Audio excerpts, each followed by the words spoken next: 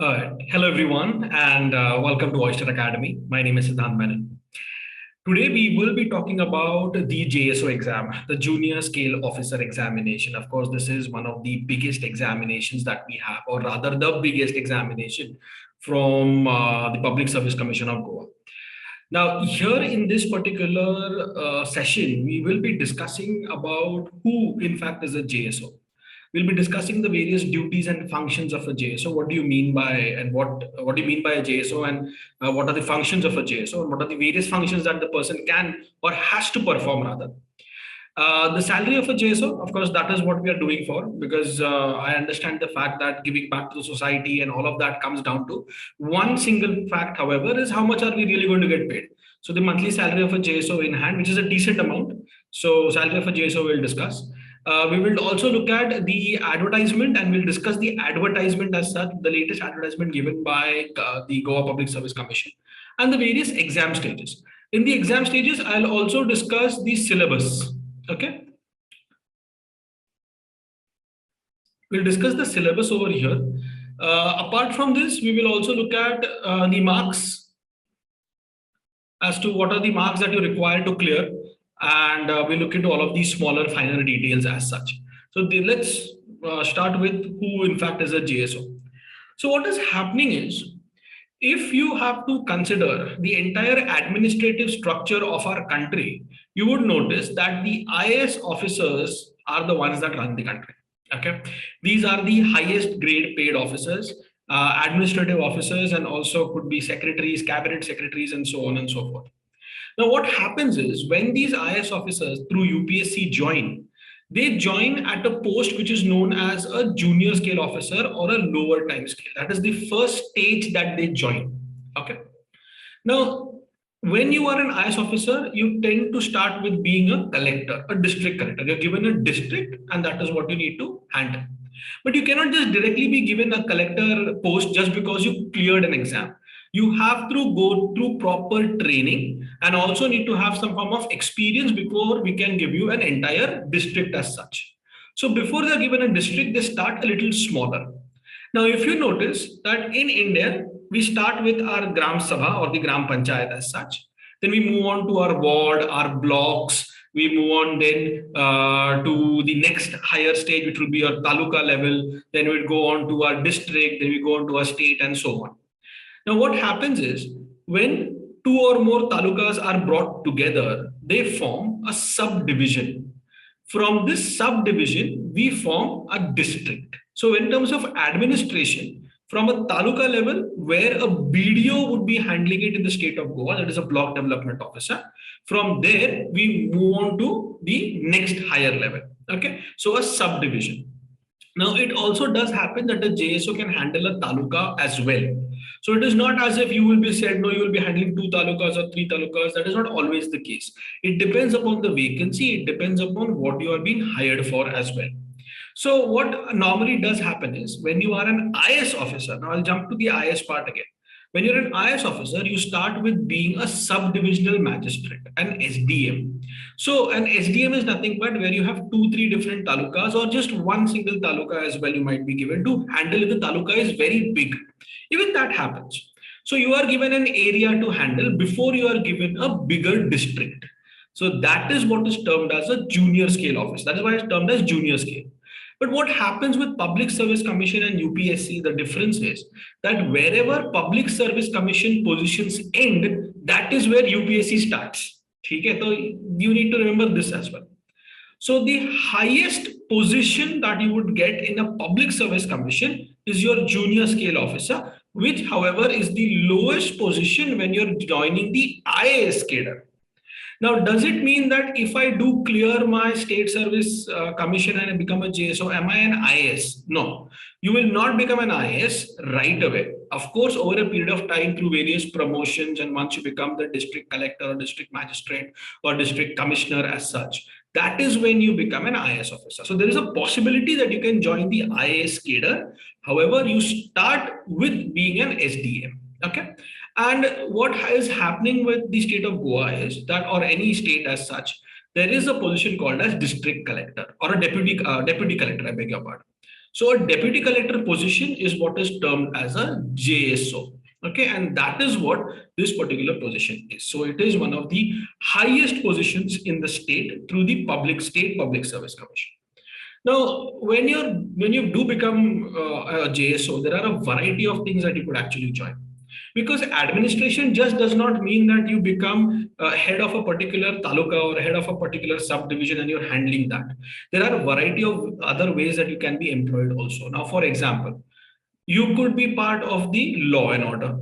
Okay, you could be part of the administration that is seeing to it that the various developmental activities are being conducted, or you could be part of revenue collection, or you could be with a minister and you could become, or you could be part of a ministry as such. Then you become an under secretary or an assistant secretary for that ministry.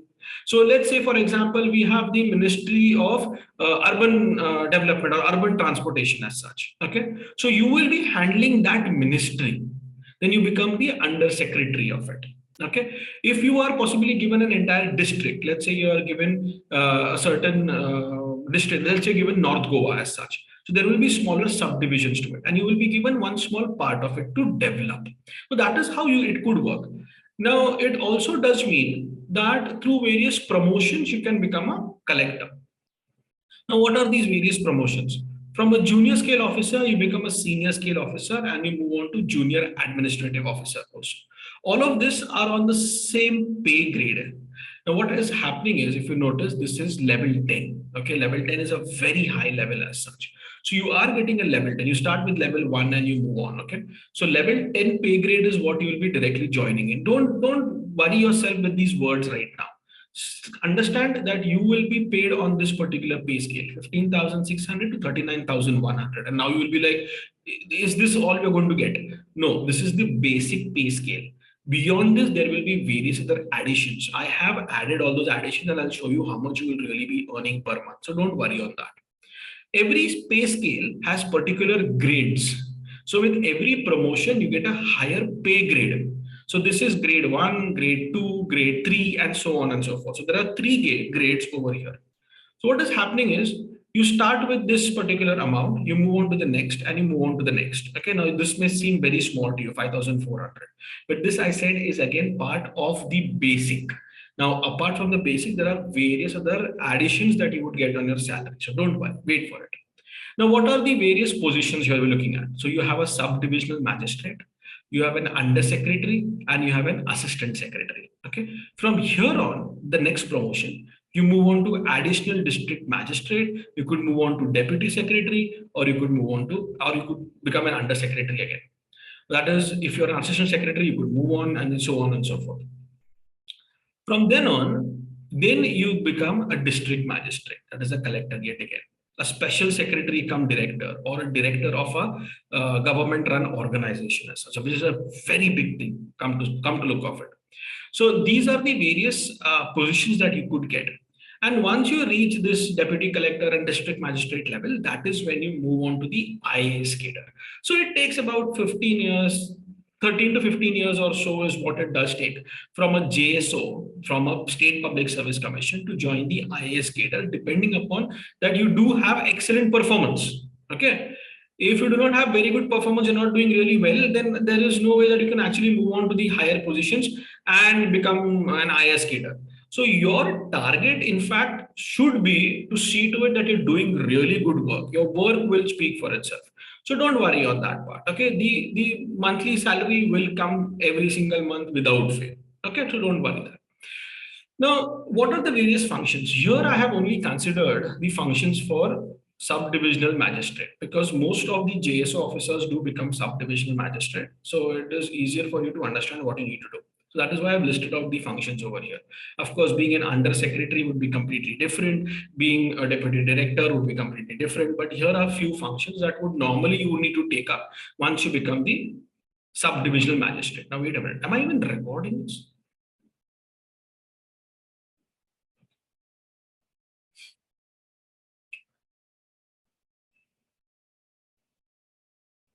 Right. So the first function that you need to look at is, you will be in charge of various developmental activities. Okay. Now, developmental activities in your particular subdivision. What do you mean by developmental activities? Checking on roads, looking at water connections, whether they're done properly or not. Looking at if you have to build wells or so. Looking at safety measures for your citizens. Is it being done properly or not? These are various developmental activities. School buildings. Are they in proper order or not? Are there proper paperwork done or not? So developmental activities, that means any programs, schemes, measures which are run by the government, central and state, both, whether they are being properly implemented. That will be checking that you will be in charge of that. Next is you will be responsible for coordinating the work of various departments. You might have noticed that, let's say you have laid out a new road, suddenly the PWD will come in and they will say that we need to lay down more pipelines, right? And that is when you have to dig the entire road yet again and then build the road, put in the pipelines and build the road again. This was because of improper coordination of various departments. So you will have to see to it that this is done in proper order. That is point number one. Second, let's say you are into a program which the central government is running, which is, let's say, Beti Bachao, Beti Padhao Abhiyan. In that, you will have to check upon whether there is any sex discrimination for girl children, especially when it comes to the PCPNDT Act, that is preconception, prenatal diagnostic testing. Right, so there is no checking on gender of the child before the child is being born. So there is no feticide that is being unfortunately done in the state of Goa. Once that is done, once the girl child is born, once that is taken care of, then you have your Anganwadi services, vaccination services. So you will have your Ministry of Health and Family Welfare, which will be handling with Ministry of Women and Child Development. So you will have to coordinate between all of these various departments. Once that is done, the girl child is of age to go to school, you will have to get in touch with the Ministry of Education as well and see to it that the girl child is properly enrolled, and that you will see one step at a time. So you will be responsible for coordinating the various departments. Now, when I do say this, does it mean that you will have to single-handedly ride all the way to the hospital or all the way to the school with the girl child, take admission over here? No, that's not what you do. That is not what you need to do. You will have people employed under you. You will have proper reports in front of you. You will be able to check whether we have only 80% of enrollment in schools, whether we have 90% enrollment in schools. Where is the 10% remaining? Why people have not enrolled as of yet? What is the number of girl children not enrolling? Number of boy children not enrolling? All of this you will be looking out for and coordinating with various departments. That will be your work. Plus, to check upon all of this, you will have to tour the various areas and check on the developmental activities. I think this is fairly simple and very clear to understand. You will also have to keep a check on revenue administration as well as law and order situation in your subdivision. So when looking at revenue as such, land revenue is a very big mode of collection when it comes to the state of Goa.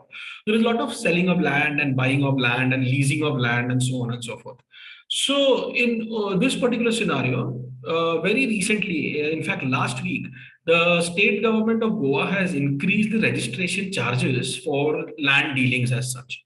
So whether people are actually paying the proper value or paying the proper taxes for the valuation of the land, if that is done or not, that is what you will be checking upon on the various revenue administration. It could also be that you would be checking on the various GST collections of the state also, because you might become the district revenue collector also. So that is something you will have to do. Okay.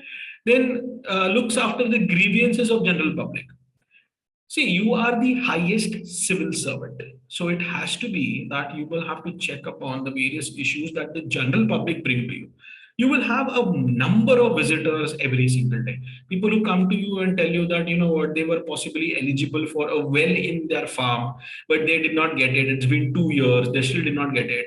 Or perhaps they were eligible for a variety of schemes for farmers, maybe like something like insurance, and they unfortunately lost their crops, but they did not get insurance money for it. Then you will have to set up cases in such a way that these people get justice, because that is whom you are working for. Right? So any grievances of general public, you will be handling. You will be attending problems arising out of natural calamities. See, it could also happen that due to heavy thunderstorms, cyclones that might hit, floods that might happen, earthquakes that might happen, anything can happen when it comes to natural calamities, right? We are in fact surrounded, the state of Goa being surrounded by mountains, and because we're in the part of the Sayadri mountain range very close to us, it could happen that there is sudden cloud burst. Okay, it could happen. I am not saying that it will, and it could happen. So if you are around that particular area where the cloud burst did happen, you will have to take care and coordinate with the NDRF as well. So you will have to look at the state disaster relief management as well when it comes to any of these issues arising. So rehabilitation of people, helping the survivors, providing any form of immediate first aid, all of that you will have to look into. So that will be your primary focus at that point of time. And then supervising the work of the revenue agency in your subdivision, because you will be part of the revenue collection, and we'll also check whether proper money has been reported or not. And if there are cases where the money has not been reported on time or in proper order, you will have to take care with legal action also. So all of this you will have to do. Of course, you will be trained for it. It's not as if you clear the exam and next day immediately you are made the SDM and you're told, okay, now do this. You are in fact going to be trained very well under very watchful eyes as what we have with the already state of Goa. So these are the basic functions when it comes to a sub-district magistrate. When it comes to an undersecretary, you will be taking care of the entire ministry, the various programs and schemes and missions that the ministry wants to look out for, and seeing to it that year on year there is improvement in your targets. So this is what you would do as an undersecretary and so on. Okay, all right. Now let's come to the pay scale and how much you're really going to get. So you're starting with a pay grade of 5,400, the pay scale which would be 15,600 to 39,100, which is going to be a level 10. Of course, what I have done is I have put it according to the 7th pay commission. Now, what is the changes over here is that the deputy collector salary is what we'll be looking at, because that is what you'll be joining as a JSO. Okay, so the basic pay is in fact has been increased as per the 7th pay commission to 56,100. Okay, this is the pay scale. So don't worry about this. I'll explain how this works. Okay, so 56,100 is what your basic pay would be. You will get a dearness allowance of 12% on this basic pay, which comes to about 6,700 or so, plus a house rent allowance. Now, this is a normal house rent allowance. Depending upon which area you might be, the house rent allowance keeps on changing. If you're in metropolitan cities, it increases. If you are in high paying areas, it again increases because you need to pay higher rent as such. So depending upon the area, the government in fact pays you good amount of money over here. So about 8%, which comes to about 4,500 rupees. You have a travel allowance, which I would say this is a travel allowance, which I would consider at this point in time. It also does increase to even 10,000 rupees or so if you're traveling a lot. Now, this travel allowance is apart from your car that you will get from the government. Okay. So whenever or wherever you're traveling, you do get a car for official use. This is for your personal use, you're still getting another allowance. Okay, this is how it works. So total salary comes to be about 71,000 rupees or so. With a 10% deduction, it comes to about 64,000 rupees in hand is what you will get as a deputy collector. So it is a decent amount to even start with. Okay, you could get a little more than this, but this is what is normally going on at this point in time for the 7th pay commission. Okay, and of course it is going to increase. It even goes up to a lakh rupees or so when it comes to your JSO salaries also. But it does increase later on. So as you see the higher pay grade, as I said, there are pay grades, so 3 different pay grades. So till you are a JSO, you could actually get even up to 1 lakh rupees or so on the 3rd pay grade and so on. And every single year, the government does increase a little bit of dearness allowance. It increases house rent allowance. The government keeps on giving you salary increments. So do not worry. Okay, this is more than enough for your monthly requirement. So see to it that you actually live a good, decent life. Do not jump into any of these other corrupt practices. Okay, so please be true to your particular job. Okay. Now let's look at the JSO advertisement that came up very recently. Now this is the 2022 advertisement for the junior scale officer. This was advertisement number 7 this year. So junior scale officer, which is handled by the personnel department in the state of Goa. So personnel department has given the positions, 24 positions in all that we had this year, or the exam is still going on, to be honest. in which you see over here, 1 is reserved for scheduled caste, 2 is reserved for economically weaker sections, 4 is reserved for OBC, 1 is reserved for scheduled tribes. Plus, you will also have 2 reserved for persons with disabilities and 1 reserved for children of freedom fighters. Okay. So in all, you would notice that of the 24 positions, 11 positions are for reserved sections as per this ad. And this keeps on changing. Okay. It does not mean that for every 24 positions that will come in every year, you will have 11 positions for reserve. No, that's not what this is. Every year, depending upon the vacancies, you will have a certain number of posts available for JSO. In that particular post, there could be certain reservations. Now, these reservations could depend upon a variety of things. One, that would be as per the directive of the Supreme Court also, that there has to be a certain number of seats available for reserved sections, or 2, that there are reserved section seats which are available already from the previous year or even before that, which we are still trying to fill. Okay, now for example, if you notice in this very next line, you would notice that 1 seat for the scheduled caste aspirant, this is the 3rd time that I'll be giving this ad because the seat is still not filled. 1 for EWS, we are giving it for the 2nd time because the seat is still not filled. 1 for children of freedom fighters for the 2nd time because it is still not filled. 1 for PWD, which would be your person with disability, for the 3rd time because it is still not filled. And 1 which was for PWD, which for the 2nd time we are giving, which is still not filled. So what has happened is the 2 seats for PWD we have been trying for the last 3 times, but it is still not filled as of yet. So out of this 24 positions, 13 positions are for open or for general category, and 11 are for reserve sections. Of course, when you are claiming to be part of a reserve category, you need to have proper documents also. These documents would be checked at the time of the interview. Okay, all right. And look at the scale of pay. This is what we have been talking. We have already spoken. So as I said, this is pre-revised. After revision, it has gone up to what, 59,000 or so, and you're getting in hand about 65,000 rupees. In hand is what you're getting to start with, which is a very good amount. All right. Now here comes the age. How old or what is the maximum age as such when becoming a JSO? That is going to be 40 years. So 40 years, up to 40 years, any individual can become a JSO, can give this exam. If you clear the exam, then you can become a JSO. However, there are a few points. We'll read all of this. He or she shall not be more than 40 years of age on the last date of the receipt of the application. Okay, so whatever the date of the receipt of the application would be, you cannot be more than 40 years there. Provided that the upper age limit may be relaxed by the government in respect of the government servants and other categories of persons, as may be notified by special order issued in this behalf by the government from time to time, provided further that the age of the limit of the candidate shall not exceed the limit of 50 years. So for JSO examination, it is 40 years. But if the government then decides on a later date that, you know what, for maybe for scheduled caste and scheduled tribe, I want to bring it up to 45 years, I can still do so. I can bring it up to 50 years, I can still do so. But I cannot go beyond that. So anyone who is aged 51 can definitely never become a JSO because they have exceeded that 50 years of age. But at this point of time, for everyone, it is 40 years of age, okay, for all reservations.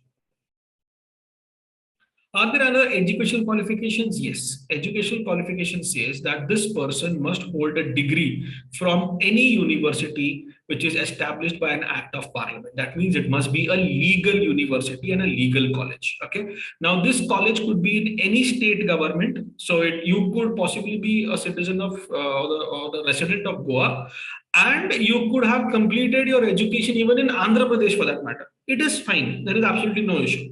So as long as you have a graduate certificate from any field of graduation, you would be considered to be eligible for this. Now, this is a minimum graduate.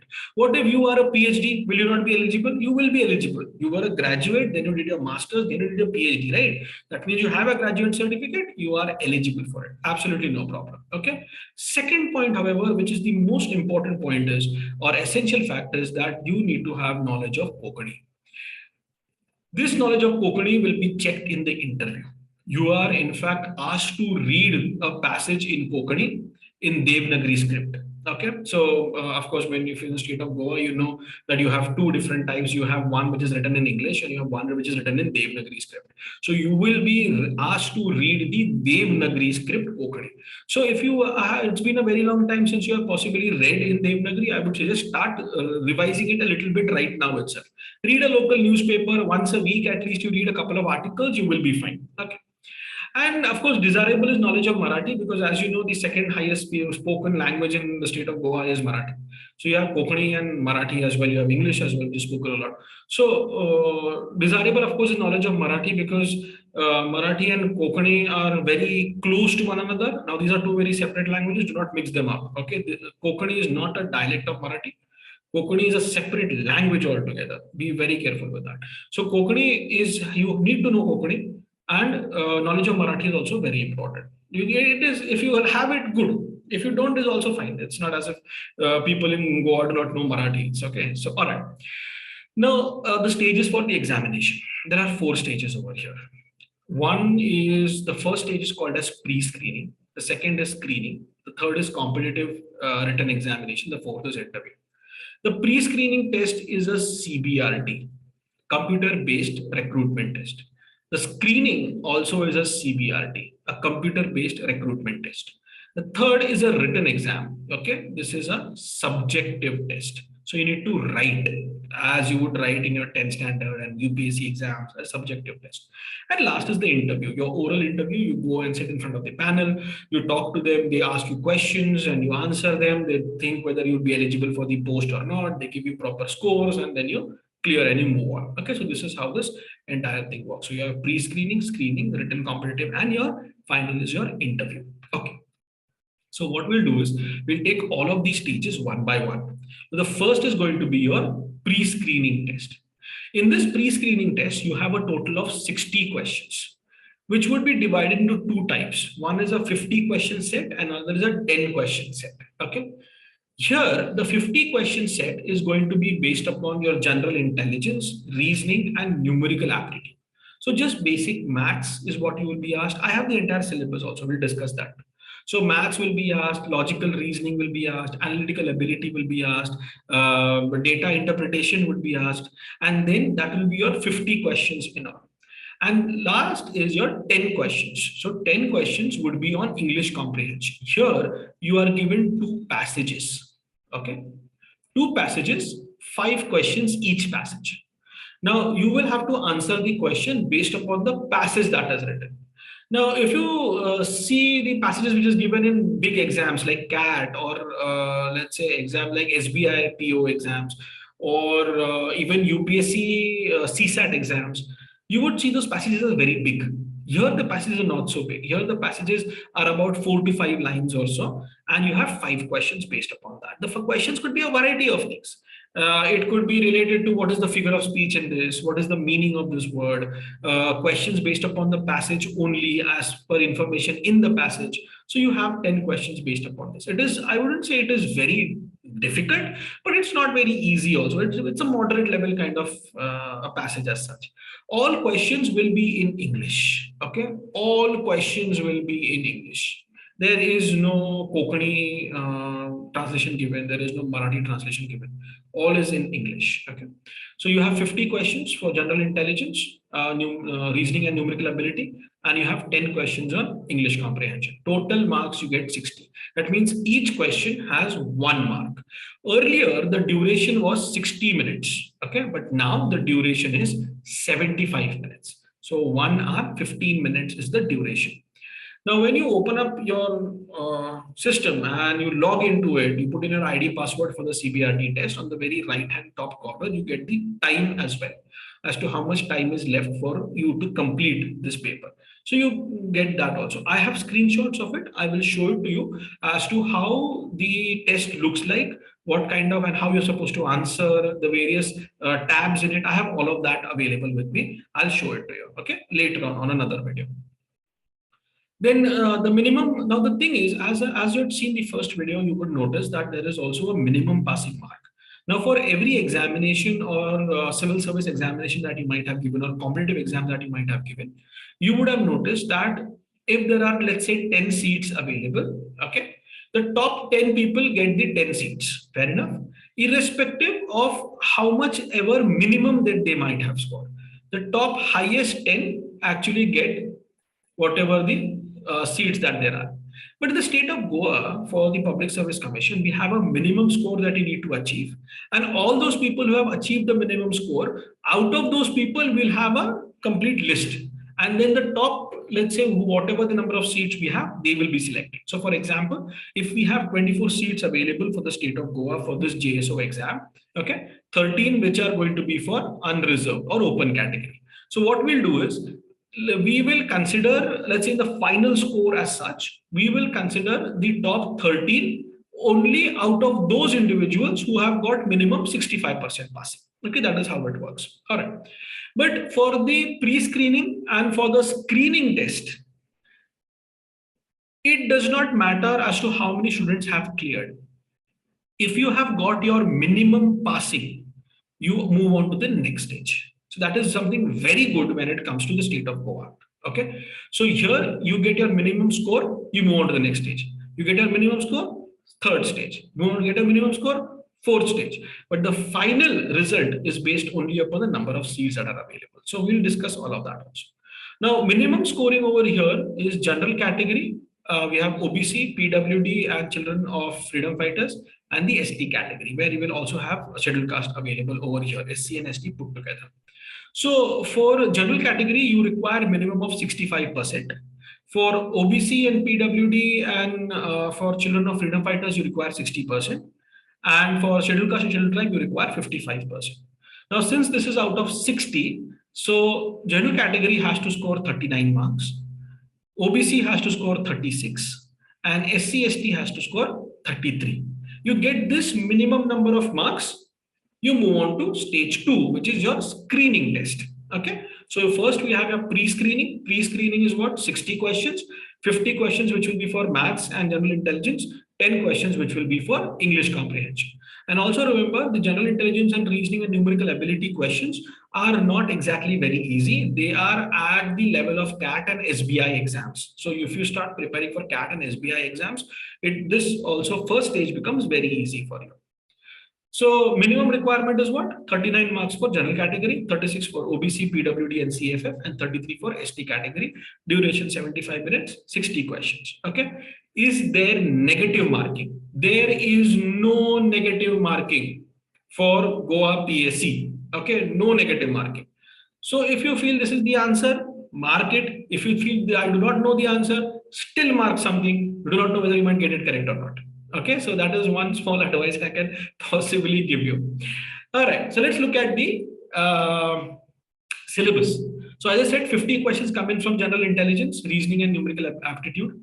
The syllabus, look at this. This is a very big syllabus. So I could suggest possibly just pause the video, take a screenshot and read through it.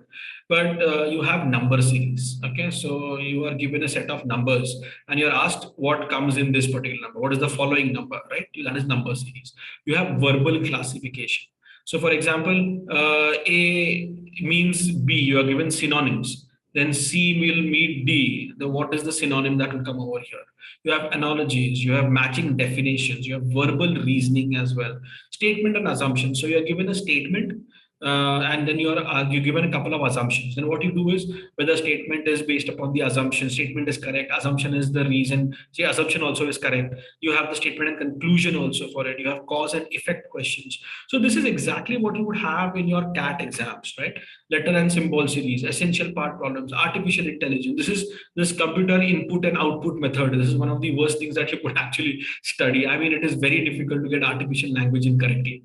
Then you have making judgments, arguments as well. What is the course of action? So what is happening over here is you are given a situation. That situation, you are said, let's say you are a collector of a particular region. There is an old man who has come to meet you. That old man has been waiting for about 2 hours to meet you, and you are out for a meeting again. You cannot meet the person. What will you do? So decision making and analyzing arguments systems would be in place over there. And you have logical problems, theme detection. So you are given a particular passage, you're asked to detect the theme of it.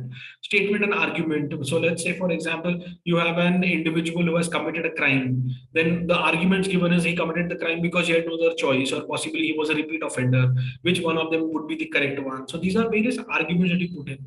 the odd man out in series, problems on ages, seating for word formation. You remember this? 8 people sitting in a circle, A is next to B, who is opposite to D, and so on and so forth. Such questions come up. You have ranking arrangements where maybe perhaps A is taller than B but shorter than C, then D is taller than F but shorter than B, then is B taller than F? The kind of questions that come up, that could be ranking arrangements, or even Venn diagrams. Some forests are trees, some trees are flowers, and and then are all flowers trees?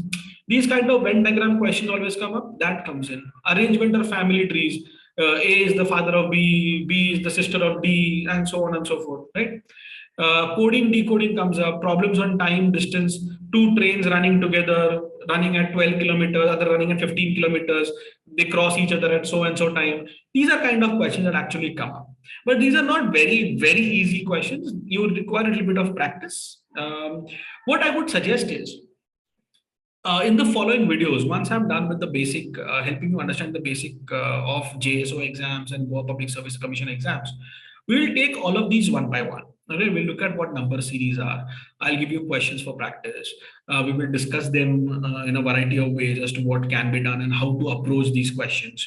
We will discuss as well as to the problem that have come up in the exam, and we'll discuss all of these points one by one. Okay, but on a later date. So at this point of time, you could even check out a few books as well in the market, which students are actually using for, let's say, CAT exams or SBI PO exams as such, and you could be comfortable with that. The second part in your pre-screening is English comprehension. Now, this, as I said, is just basic passages. Okay, 2 passages, 5 marks each. So 2 passages, 5 marks each, 10 questions, 10 marks. This is decently easy. It's not that difficult as long as you understand English, right? And as long as you can read between the lines, you would be fine with this. Most of the aspirants do get 8 and 9 marks in this, so you should be comfortable with it. So it's not a very big issue, but it might take some time, but it does require practice. You just cannot decide one day, okay, I'll go to the exam and then read the passage and then answer it. No, it does require a little bit of practice. For this also, we have a decent set of questions available for English comprehension. We have a variety of passages available for you. We can have that available, made in a PDF and send it over also. Okay, but we will do that too. We'll have practice sessions for English comprehension as well. All right. Then the question arises is, what is repeat pre-screening? Now, what has happened is, in the very first 4 stages, I never mentioned this word, repeat pre-screening. The state of Goa is, in fact, as I said, one of the most transparent public service commissions that you can come across. And this is the only state where I've actually noticed that if you are an individual who is very close to the minimum requirement of marks, but unfortunately has not got it, that is the reason why you possibly failed. So for example, in an open category situation, you required 39 marks, but you got maybe 38. Okay, you got 1 mark less. It does feel bad. You lost because of only 1 mark. So the state of Goa, the Goa Public Service Commission has decided that anyone within 3 marks, okay, within 3 marks of your minimum requirement, if you are within that, we will give you another chance at that same examination. Okay, that is called as repeat pre-screening. Okay, so what is happening is, you have your pre-screening. Okay, let's say you are from the open category and you got maybe 36, 37 or 38. As I said, within 3 marks of your minimum requirement. So pre-screening you require 39, maybe you got 38 marks. So what is going to happen is, the government, that is the Goa Public Service Commission, they will have immediately in the next following week another exam for only those individuals who have got marks within this 3 numbers. Okay, so if you are in the open category and you got 36, 37 or 38 marks, you will be eligible for a repeat pre-screening. Okay, repeat pre-screening, the syllabus is same as screening, okay, as pre-screening, I'm sorry. And in this, you will again have 60 questions, okay, 75 minutes, and you again require 39 marks. Okay, all right. So if you are from the OBC, PWD or CFF category, if you get 33 marks, 34 marks or 35 marks, you will be eligible, because the minimum requirement here is 36 marks, right? And if you're from the SC or ST category, the minimum requirement being 33 marks, if you get 30, 31 or 32, you would still be eligible for a repeat pre-screening, okay? However, in the repeat pre-screening, if you do not get the minimum required marks, that is 39 for general, 36 for OBC and the second category, and 33 for SC ST category, then you will not be eligible for the next stage. Okay, so what is happening is, I'll give you an example. Let's say there are 3,000 aspirants who attempted the exam, that is pre-screening, out of which, let's say 150 aspirants cleared the pre-screening exam. Okay, that means they got their minimum requirement. So some of them who required 39, they got 39. Some of them who got 36, they got 36, 33, they got their minimum requirement depending upon their category. Okay. But there were, let's say, another 100 students or aspirants who got marks between 36 to 38 or within 3 marks of their minimum requirement. So these students, only these students will again go through a repeat pre-screening.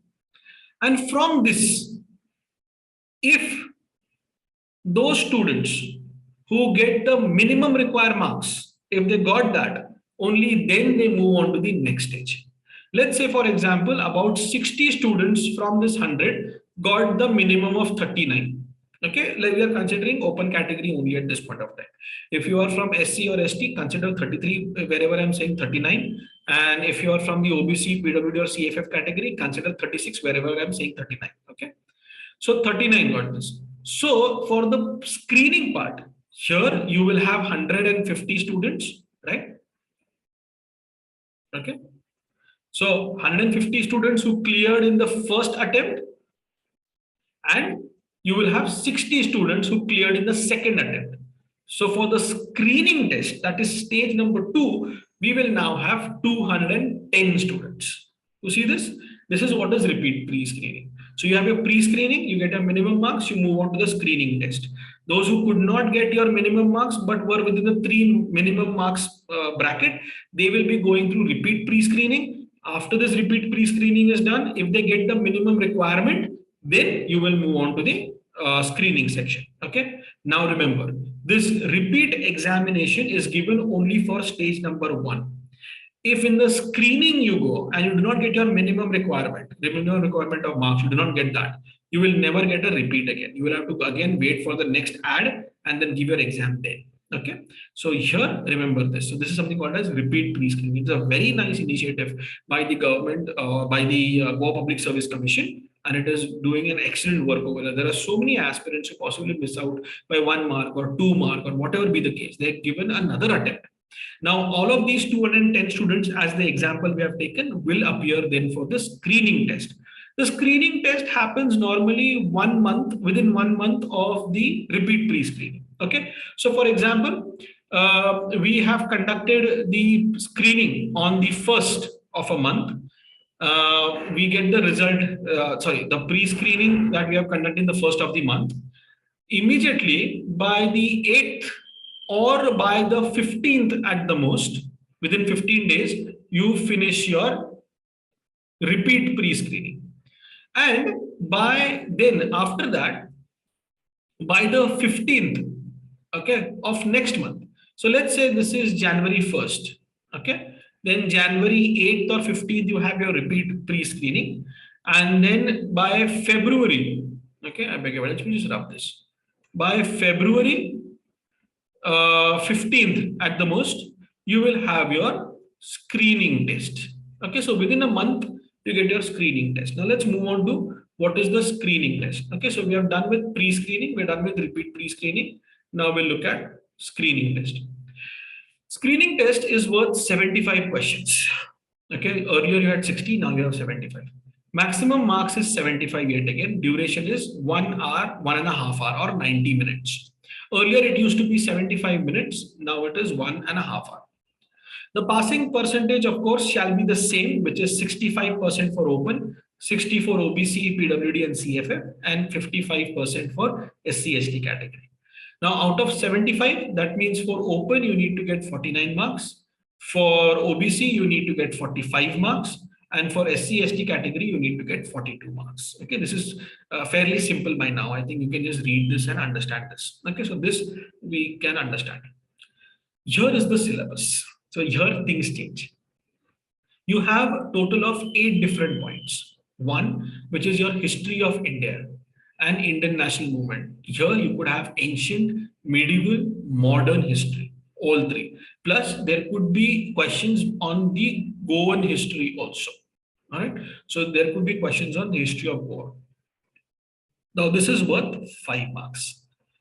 Indian polity and governance, which is based upon your Indian constitution, political systems, panchayati raj, public policy, various rights issues, right to information, and so on. This will be worth 10 marks. So you will have 1 mark each question. So 5 questions for history, 10 questions for Indian polity. Then you have questions on environment, ecology, biodiversity, climate change, air and water pollution, its various effects, forest conservation. So various forest conservation acts as well, wildlife acts, National Green Tribunal, you could get questions on that. So you have 5 marks, that is 5 questions on environment. This is again very important, science and technology and innovation. This would be a variety of things, which is various startups. You need to know the names of the directors and people who have started up various startups as such in India. So who is the founder of, let's say, Zomato, or founder of Swiggy, founder of Dunzo, and so on. You could have even seed funding. What does it mean? Venture capital. Who are the venture capitalists in India? What is angel funding? Its various objectives. National Innovation Council. We have the new Goa Innovation Council as well. You have government initiatives in innovation. All of this would be for 5 marks, and these are very important 5 marks. So do not lose out on this. Current affairs and events of national and international importance. These current affairs questions are 10 questions. So 10 marks over here. You have even geography. So India and world geography, physical, social, economic, geography of India, the various rivers in India, the various borders that we have, the various states, information about states. There could also be a stress upon history of geography of Goa. So all of these questions could come up, which is for 5 questions, 5 marks. Okay. So what are we looking at? 5, there's 15, 20 marks, 25 marks, 35, and you have 5 more marks, which is 40 marks. 40 marks, which would be based upon what we call as general studies. If you're doing your UPSC, you would notice this is called as general studies. So you have history, geography, polity, and you have environment, and you have science and technology. Okay, so and you have current affairs. So you have 6 of these topics that you need to do when you're doing your general studies, and this takes a lot of time. You might feel it is only 5 marks. What will I learn? What will I study? You will have to go through state board books. You will have to go through NCERT books. Okay. NCERT books. This is nothing but your CBSE board books. You go through this, even something as 8th to 10th minimum. So you get a proper base done.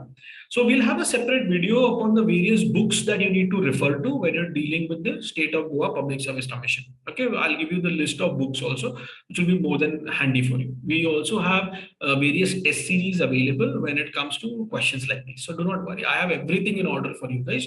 We will work this out. Okay. 10 marks would be for English comprehension, including grammar. Now here again, you are given 2 passages.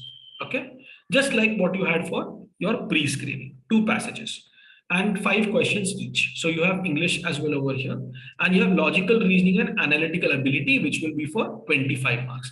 Now this is exactly what you would have for pre-screening. So 25, so earlier when you had 50 marks in pre-screening for mathematics and all, that has been dropped down to 25. And earlier you had 10 marks, which is for English comprehension, that is still 10 marks as it is. But what has been added is this entire section of general studies. Okay, so history, geography, polity, environment, and you have science and tech and current affairs. So I'll have everything available for you. We'll also go through the history of India, geography of India, everything we'll do one by one. Okay, I'll put everything on YouTube, one video at a time. So this is how the examination pattern is done. That is for your screening.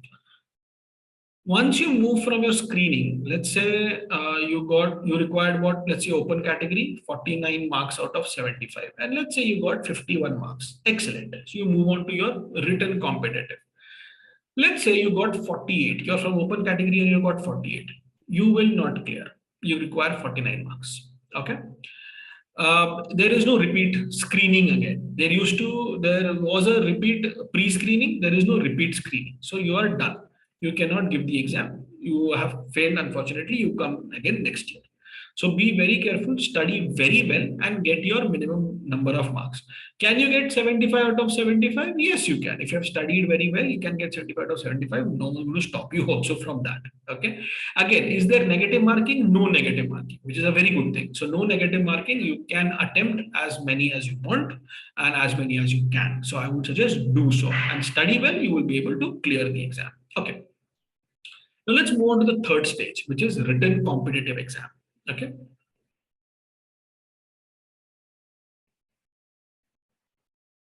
All right. Written competitive exam, it is going to be of 4 different papers. Okay. 4 papers. Written competitive exam. Total is going to be worth 250 marks. So your written exam is going to be worth 250 marks. Again, for open category, minimum requirement is 65% for passing, 60 for OBC, PWD and CFF, and 55 for ST category. So out of 250, if you're in the open category, you need to get 162.5 marks minimum. If you're from the OBC, you need to get 150 marks minimum. And if you're from the ST category, you need to get 137.5 marks minimum. Okay, so this is understandable. Is there again negative marking over here? No negative marking. Now remember this is a written test. Earlier, you used to have a computer-based recruitment test. So once you finish the exam, you used to get your marks right away. Here, you do not do that. Here, you write on the paper that is being given to you, you submit that answer sheet, it is checked by the commission, and then it is given on the website itself that this is your final score. This is how it happens. Okay, so this is how it works.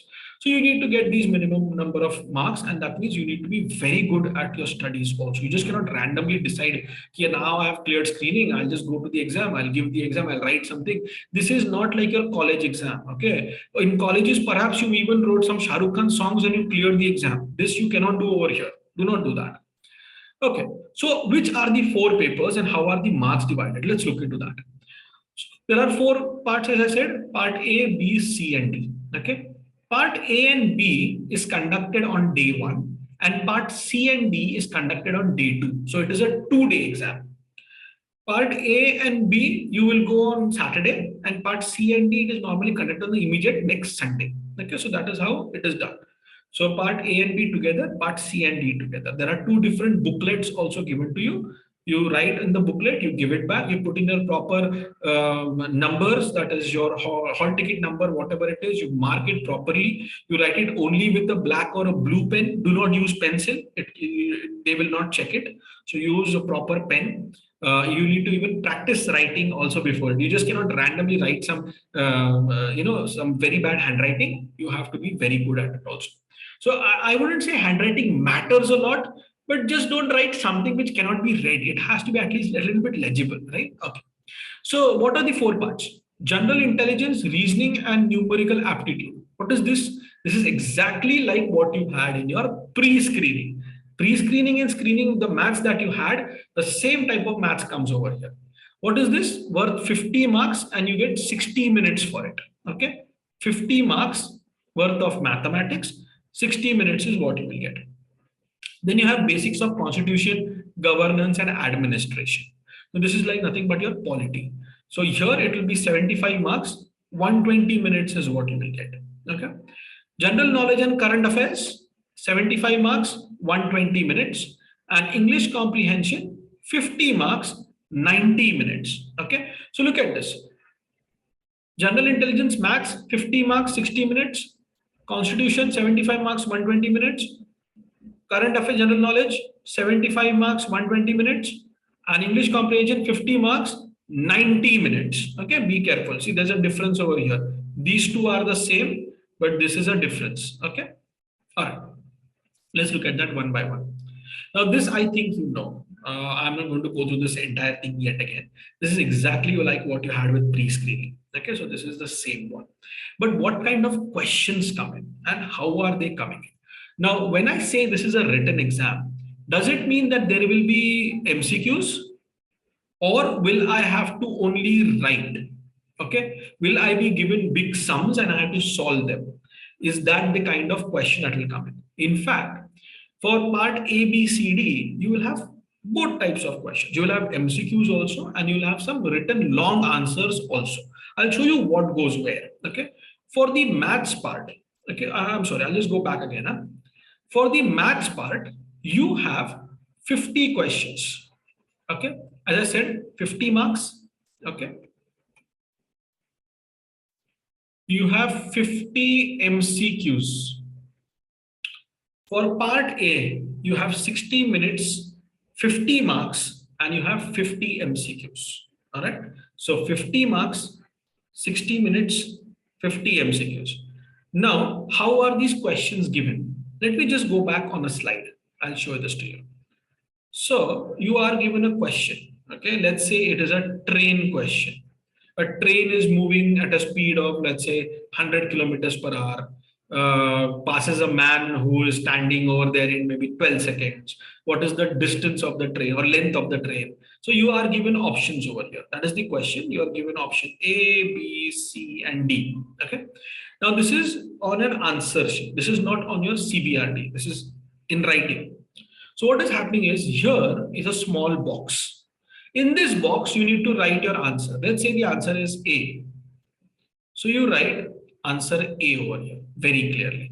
Now, I would suggest writing it in capital letters. A.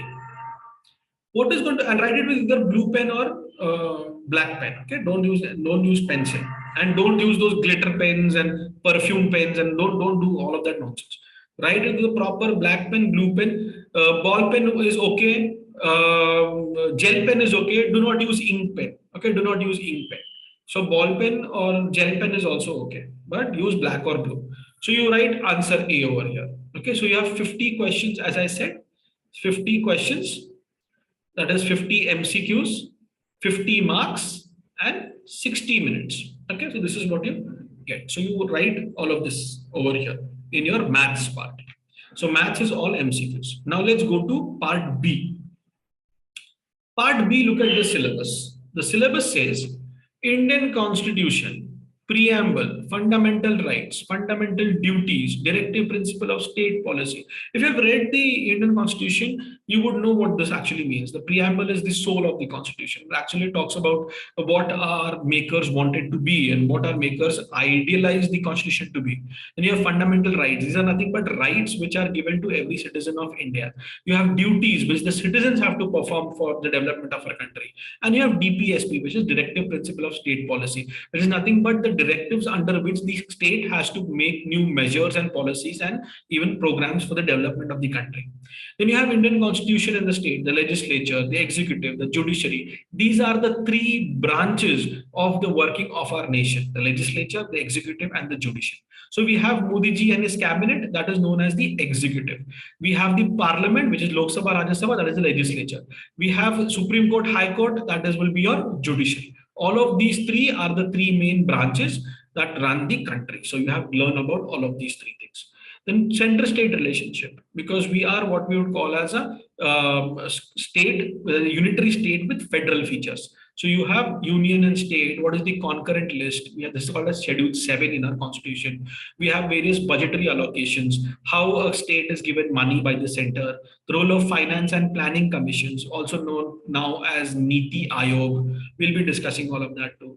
Then elections, how are elections conducted? Central and state election commissions that are there. Representation of People's Act, which every minister has to follow. What is bureaucracy and how is it helping? Civil services training. What is Labasna in Missouri? What is the CCS rules? Public-private partnership in development of the country. What do you even mean by good governance? It's efficiency, transparency, accountability in governance. Look at this, right to information, extremely important. There is always a question in right to information in the Goa Public Service Commission mains exam, okay? Role of Lokayukta, Lokpal, and all of these questions do tend to come up. So this would be for 75 marks, 120 minutes. Okay, 120 minutes you get to write this particular paper. Now, even in part B, that is your polity, you will have both type of questions. One which will be MCQs and other which will be your mains written. Okay. Now, how many MCQs will you get? You get 40 MCQs, 1 mark each. So out of 75 marks, 40 marks will be your MCQs, okay, multiple choice questions. Just like as I had showed you for the maths question, the same thing will happen. So you will have your question written over here. You will have option A, B, C, D, whatever be the options, and a small box given over here. Let's say your answer is B, you clearly mark it B over there. Okay, and if you think, oh, I have written B, I want to change it to C, then you cannot cut it and nothing. You cannot do anything. Okay, no cutting, overwriting is allowed. You will not, that question will not even be considered. Anyways, be very careful before marking this so that you do not make this mistake. Okay, all right.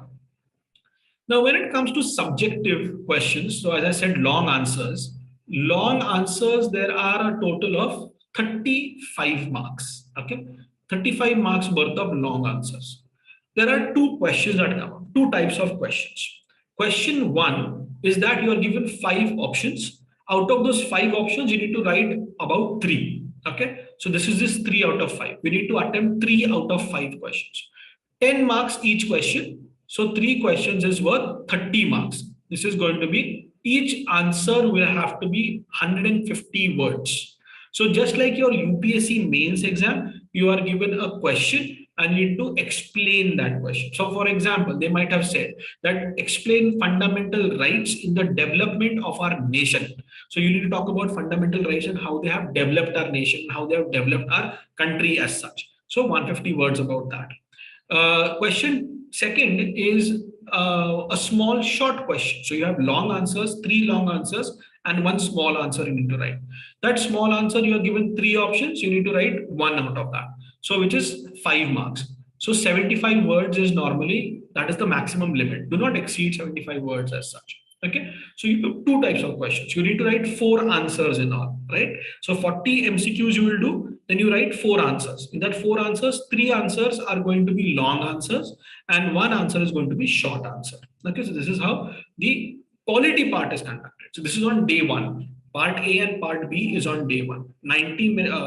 60 minutes for the part A, 120 minutes for part B. That means 3 hours you will have your paper on day 1. Okay, you have a gap of about 1 hour or 2 hours in between. Okay.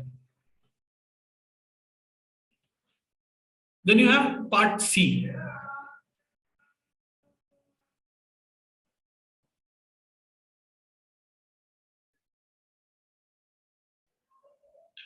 Right, so now let's look at part C. Part C again is going to be worth 75 marks, and this is nothing but general knowledge and current affairs. Now, what do you have in this? You have current events of state, national and international importance. So it could be anything starting from the war between Russia and Ukraine, okay, and its effects on India. And it could even be something as local news, which is something that is happening in the state of Goa. Everything and anything in between that. There is questions upon India's freedom struggle, so a little bit of struggle history as well involved in this, and Goa's freedom struggle. You will have physical, economic, and social geography of India and Goa, religion, custom, and festivals of India and Goa, information and communication technology, which will be biodiversity, environment, and climate change, even social movements like the Chipko movement. Okay, there was a question last time on the Chipko movement also. So anything related to corruption, environment, women issues, these will all come up. This is nothing but GS part. So your general studies and current affairs all put together for 75 marks worth 120 minutes.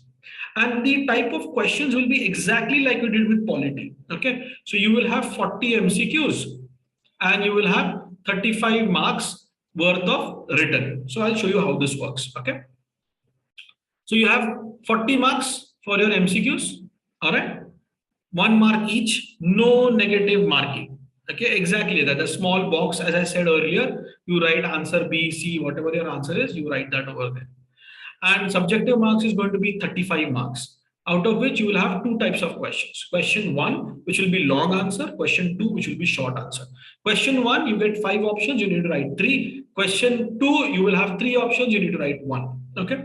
All right. So 3 out of 5, 10 marks each, 150 words maximum. 1 out of 3, you need to write 5 marks, which will be for 75 words. And these questions could relate to anything which is there on that particular list, as I showed you earlier. So part C also is going to be for 75 marks, 120 minutes, just like polity part. Questions also will be that same pattern only. Now, this will be on day 2. As I said, it is a 2-day exam. So day 1, you had part A and part B, and day 2, you will have part C and part D. So many a times it actually happens between 10 to 12 o'clock, and then you come back between 2 to whatever, 4 o'clock or whatever the time slot is. So this is how your entire day will be packed. Okay, so you get a 1-2 hour gap in between 2 papers. Okay. So part D is English comprehension. Now this English comprehension is very different than what you have done for screening and pre-screening. Okay. Here you will be asked question on synonyms. Okay. Synonyms, antonyms, various phrases are given. You have sentence construction and checking whether the sentence is correct or not, whether the words have been used properly or not. And you need to write essays also. Okay, and there are a variety of other things that could possibly come up depending upon what the Public Service Commission decides on that particular day. Now, there are MCQs over here, okay, and there are also written or subjective answers, like writing an essay also. So I'll discuss what this is actually. So looking at English, however, it's a little different than what you have written for part B and part C. Okay, for English, there are 20 marks for MCQs. There are 20 MCQs. Earlier, you used to have 40 MCQs. Now, English comprehension, if you notice, this is worth 50 marks and you get 90 minutes, right? So 50 marks, 90 minutes, out of which 20 marks is going to be for your MCQ. So this is done. In this MCQ, what you will be asked, you'll be given a word and you will be said, write the synonym of it. You will have 5 words for synonyms. You will have 5 words for antonyms. You will have 5 words for 5 phrases and explain its meaning. You could have 5 other words as such and explain. You could be asked to fill in the blanks with the correct words in those sentences. So 5 questions on that. So you have 20 questions. These are the kind of 20 questions you normally get in your English comprehension. Then for subjective, you have 30 marks. There are 3 questions, however, 3 questions. First is an essay. You get 5 options and you need to write 1 essay. In that 1 essay, the essay is going to be worth 10 marks, but you need to write 250 words essay. And it could be on a variety of topics. It could be India, Ukraine also fight and the effects on India. It could be that also as an essay. It could be various programs for women empowerment that the government is trying to implement. Explain those particular things. So that could be an essay. Then you have phrases and its explanations. So you are given phrases and you are told to explain the meaning of the phrases, okay, by giving various situations also. So this you have 4 options, okay, 4 options out of which you need to write 2. So 2 out of 4 is what you need to do, and 5 marks each. So that you can write up to 75 words over there. You are given space. So how this works is you are given a question, okay, and you are given space over here, enough space to write. You need to fill your answer in this space only. So 75 words is what you can write. And then you are given words and you need to explain the meaning of those words by making sentences and also explaining it in a way that any layman could understand. So that you will be given 8 options and you will be writing 5 out of that. So 5 out of 8 you need to attempt. Okay. You get 2 marks for each attempt, 5 questions. So that is total of 10 marks. So 10, 10 and 10, 30 marks. And this MCQ is 20. So total 50 marks done. And these explanation can be done in 30 words. So for English, it is very different than part B and part C. And part A, which is your maths, it is completely MCQ. Okay, so your written test will be done over 2 days, A and B together, C and D together, A and B on one day, C and D on the other day, and you have a total of 250 marks. Now, as you remember, as I said earlier, if you are from the open category, you require 65%, which is nothing but 162.5 marks out of 250. Yeah, you remember this.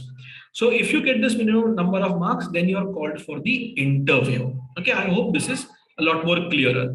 What we will be doing also is on a later date, we will be going through old question papers as well, and I'll show you what the answer is, what you could have written here. We'll be discussing all of that. So we have done pre-screening, we have done screening, and we have looked at competitive exams. Now we come to the interview part. So interview is going to be worth maximum of 40 marks. Okay, so 250 plus 40, which is 290. So your final score is going to be out of 290. Okay, but interview also has a minimum number of marks that you need to get before we can even calculate both of them together. So in an interview, you need to get at least 50% marks. That means you need to get at least 20 marks. Okay. So out of 40, so if you remember, it used to always be 65%, right?